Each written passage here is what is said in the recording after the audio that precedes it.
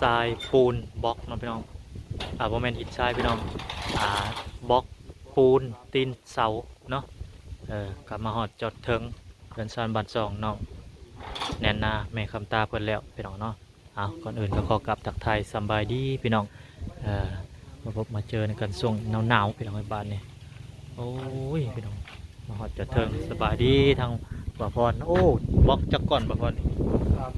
300ปูนอย่างละ52ตีนเสาตั้งคือของน้องดิดาปัญญาโอ้ตีนเสาอันนั้นเป็นน้องลินดาน้องกัญญาไปโอ้งบอยู่ประมาณตกจากล้าน4 ล้านกว่าโอ้4 ล้านกว่าเนาะบุรวมตีนต่างนะบุรวมตีนต่างเฉพาะอุปกรณ์มัน4 ล้าน7 แสนนี่แหละเลยคือผู้เล่นเนาะมืออื่นผู้เล่นเนาะทางอันเสาเนาะดูจังใดเสามืออื่นบ่ได้บ่มืออื่นโอ้โหเอ้ารอเบิ่งไปหน่อยถ้าบ่ฮู้ว่าถือคิวที่เท่าไรบ่น้อยก็ได้เรามานอนในนี้หินกับทรายหินทรายเนาะเสา3 อย่างพอดีเป็น4 ล้านปลาย4 ล้านปลายเท่ากันเนาะส่งบินมาเลยโอเคพี่น้อง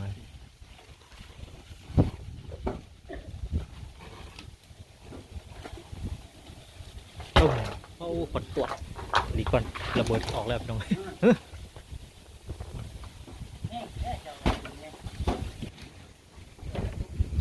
ตอนนี้ก็กำลังคุดแล้วเนาะบุกเกิลมืออื่นมือคือแหละสร้างเพิ่นก็มาเอาอุปกรณ์มาครบกันพอดีเป็นเห็ดบาดเดียวเลยพี่น้องเนาะจังบ่เสียเวลาคูนนี่คูนแดง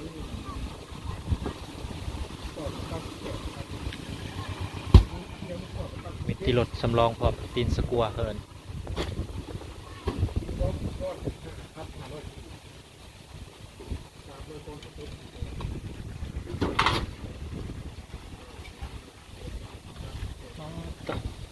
ตรวจเนาะ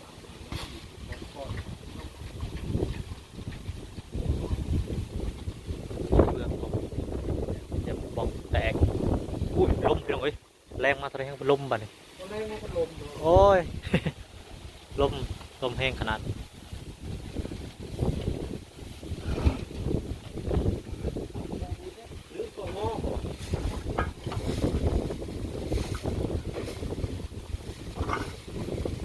ตัวนี้เป็นคิวของบ่อพรพี่น้องเนาะคิวของบ่หน่อยบ่หัวถือคิวที่เท่าไรมือเท่าไรกะฮอดมือกันพุ่นแหละพี่น้องเนาะรอตามคิวแหละคือบ่หน่อยสั่งน้ำลัง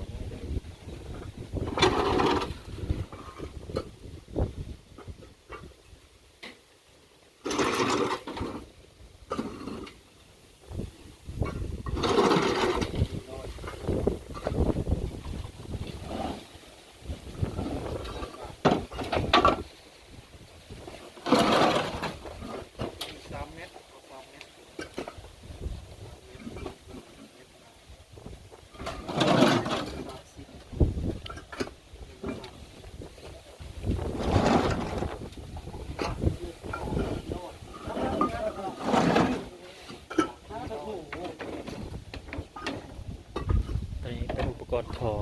ของงอทอ PC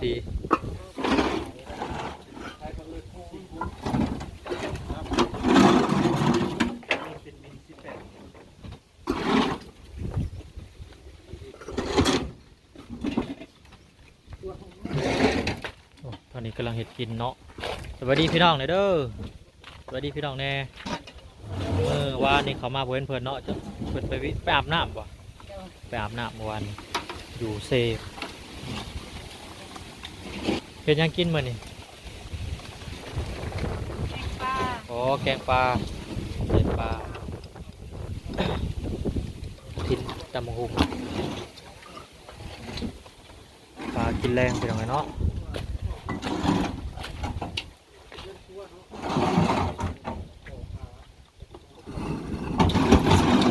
โอ้เค็ดแขวพี่น้อง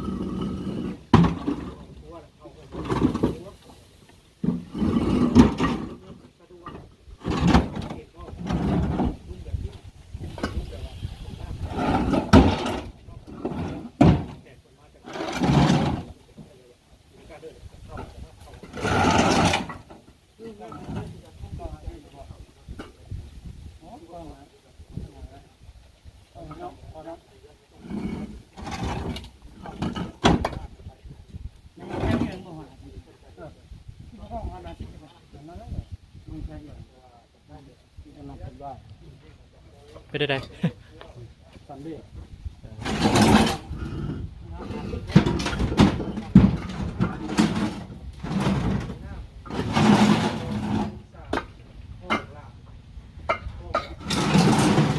โอ้คิดแคบยางสะกัวโอ้ยเหี่ยได้เนาะเฮ็ดเล็กลวดได้นี่ อ๋อย่างเหียนยังไปได้เฉยซำนี่เนาะ ก็จะกล้วย สะกัวซื่อ ไปย่างไปกลัวอะไรวะเอาตัวนี้ใช่ พอบรรเทาไป มันเป็นเอ็นอันนี้มันเอียง มันกินแข้งเดียว กินขางเดียวไปหน่อย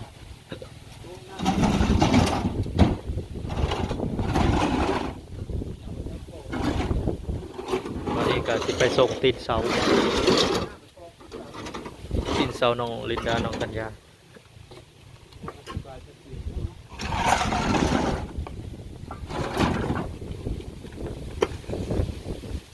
แห้งลมครับอย่าจะไหม้หักลงมาเนาะ ปลายไหม้หักบุดลมมันไฟบุดไปนี้ลมมันกลับมาอันตรายไปหรอกหักทับเพื่อน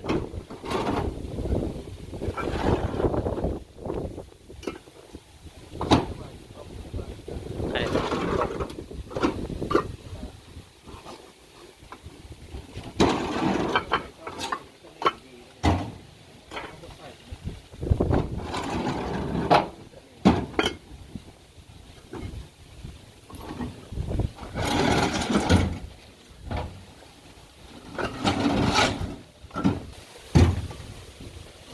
มีเล็กไปพร้อม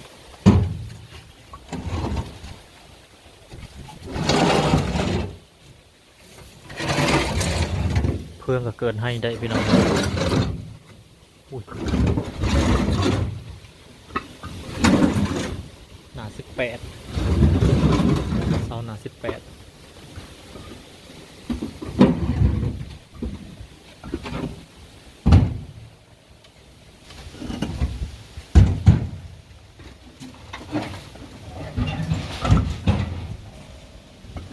ไวขนาดเป็นคนลงปุ๊บปับปุ๊บปับ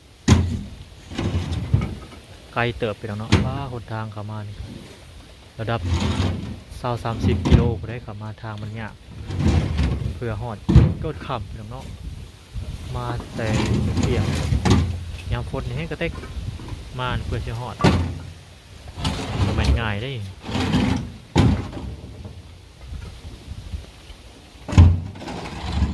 ออกมาแต่จักโมงเลยเที่ยงบ่ออกมาแต่จักโมงวะ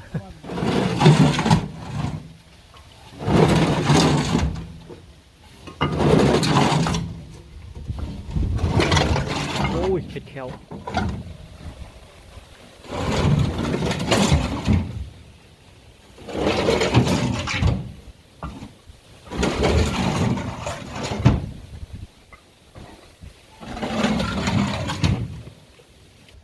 ปูน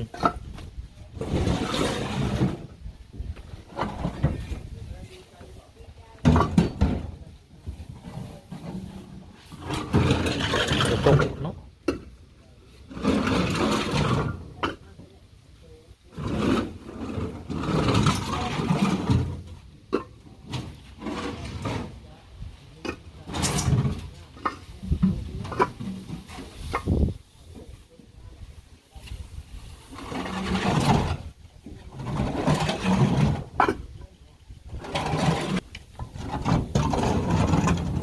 เป็นตะย่านงวยแท้เนี่ย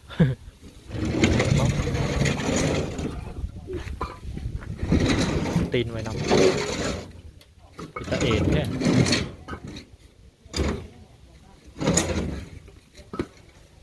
ตันตีนไว้นำเอ็นทำหัวเรียบร้อยโธ่ย่อตีนลงอีกเนาะบาดนี้เสียนตีนอีก ต้องพวกนี้ลงคนละบ่อ คนละบอนผู้เฮือนหลังผู้ปนนี่ก็ได้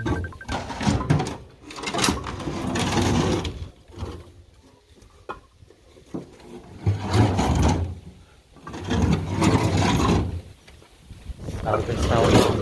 นดาเบิร์ดน้องลินดาน้องปัญญา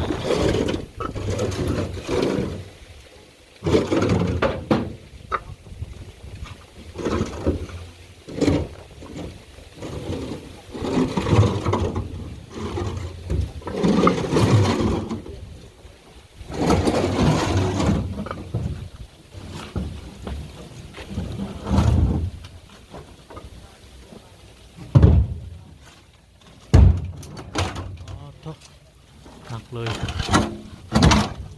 หนักขนาด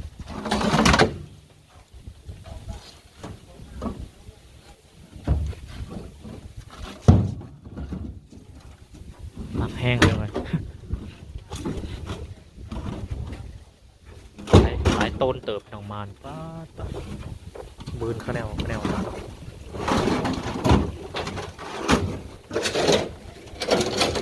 และน้อยแต่ละอาชีพก็ได้โมมันง่าย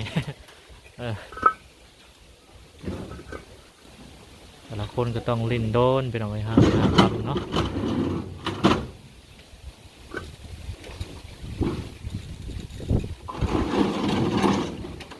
ถึงรถกอล์กรถเต้ปีนรถกวดกลางๆยามฝนเพราะว่าทางมาขึ้นมาในยากโคนยากเลยไปหน่อยเนาะมาแต่พูดแหละเราต้องหมด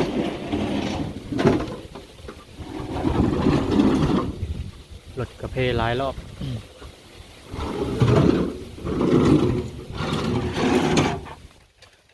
บาดยังตีนเสาอย่างเนาะส่งตีนเสาหนึ่งจักโลเนาะติดเบิ่งแล้ววะ มันมีจักโลแบกผู้เดียวห้อยแบกจักลักหนึ่งคือจีคักเนาะ สิบวันมาบ้านหันมาทางนี้ตัวกำลังเห็ดยังอันนี้เสียบปลาปีกไปได้ยังบ่เศร้าบ่ไข่นะ ยังสั่นมากระหลอกอยู่สั่นมากระหลอกกระทุ่งอยู่เกือบไปบ่ได้เนาะขับไปนี่อย่าติดไข่น้ำกันอย่าเพิ่นกระเจ้าติดไข่น้ำว่าสัญญายันหมูติดไข่ ไปได้บริษัทยาซักบ่ยาน้ำจังดีไวจะได้เชียวให้มันดีไวแต่เพื่อนก็ไปส่งตีนเสาไปหรอกเนาะแต่ก็เขาไปยุ่งฮะกับน้องลินดาไปแล้วอยู่จะได้กับเขาไปเพราะว่าทางบอลกับสิเขาไปหาพูดกัน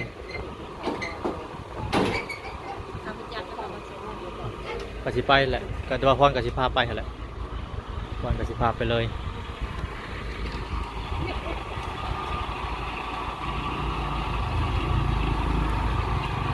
ปันพี่น้องงูยากเพราะมันแคบเลยนี่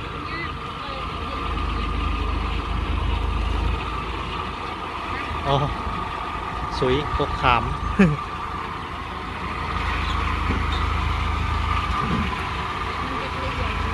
ขึ้นแล้วง่ายยูถอยมันยากถอยนี่โคตรยากเลย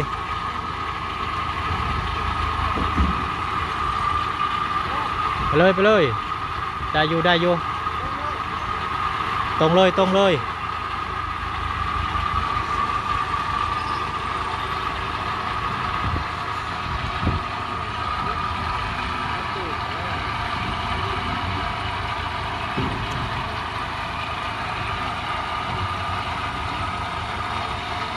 แหวนวิดีโอ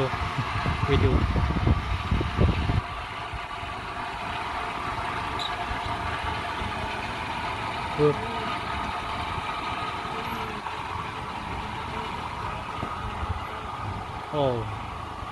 เราก็เสียดอยู่พี่น้อง โอ้ยตั้มเลยคอมเมนต์เฮานี่เรียบร้อย คนบัวเซียน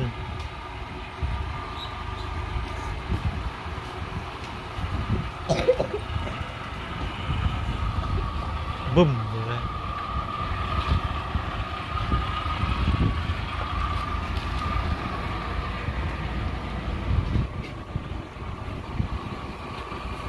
ขาไปนี่ง่ายถอยนี่อย่างยากเลยถอยยากแห้งถอยเบิ่งแว่นี่ตัวใกล้เนาะเบิ่งแว่นมันกระจกมันสวดกระจกมันน้อยตัวจะได้ จะอย่าไปย่างใกล้เด้อที่บล็อกนะฮะยำลมทับเด้อ บ่อยากเข้าไปใกล้บ่มันย่องเด้มันย่องน้อยๆแล้วก็เด็กน้อยก็บ่ให้มาคนน้อยแถวเฮือนเคียงเนี่ยบ่ให้เพิ่นมาหลิงใกล้นี่เวลาเพิ่นมาหลินไปซะพี่น้องเฮาก็ไปเข้าไปหาน้องลินดาน้องกัญญาต่อไปหน่อยเนาะไปเบิดตีนเสาไปบอกทางเพิ่นนั่นแหละเพราะว่าเพิ่นบ่จักคนทางเพิ่นเนาะไปพี่น้องไปเจอกันอยู่พุ่นแหละ